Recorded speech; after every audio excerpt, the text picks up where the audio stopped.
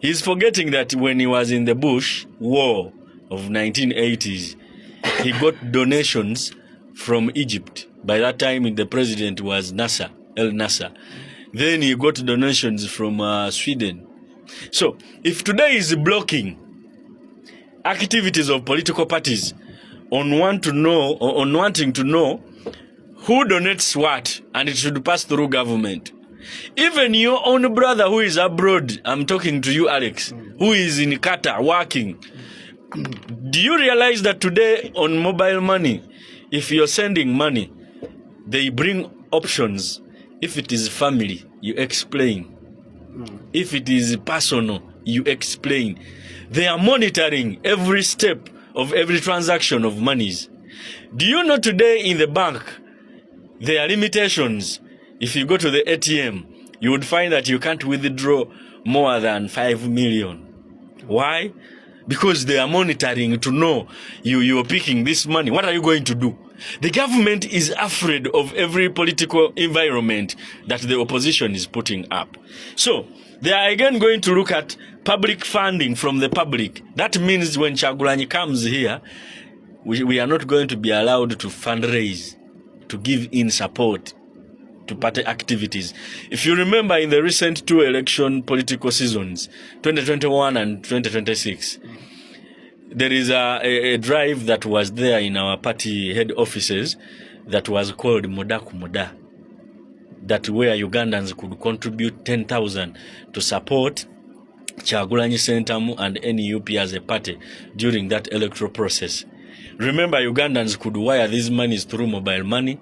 Others who were around Kampala would visit the headquarters and give in their donations or fundraise for the cause of their political organization to move. So these all are going to be affected by this sovereignty bill.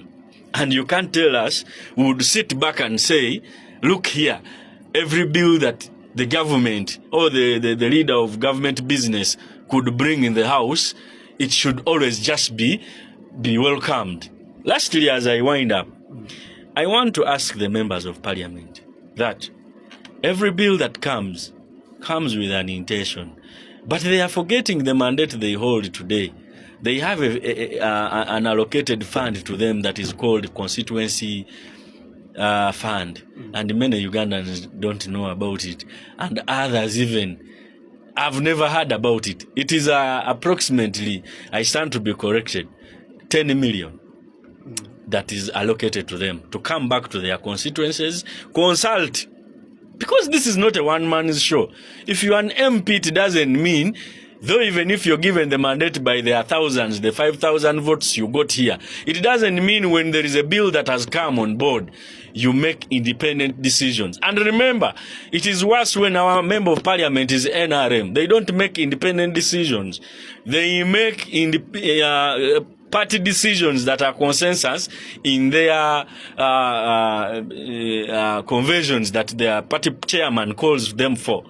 Meaning they don't give room to Ugandans that have a say and that will be, at the end of the day, the beneficiaries or the ones that would be victims to such bills. I would request in this mode, our beautiful and good members of parliament, when such bills come, would you stand up boldly and say, look here, let's call for a referendum. Let's go back. If it's not a referendum, let's go back and educate our Ugandans. Dano paramati Rubongi, dano paramati Bison, dano paramati Nagongera, paka Tororo.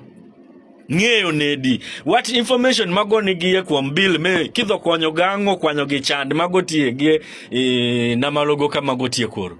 Of what benefit? You see, we just rush in as members of parliament because the party chairman has an interest to lock out many monetary financial support to the opposition, because you are afraid of thinking if we leave room to the opposition to operate the way they are operating, anytime we might lose this up. So that's a bar.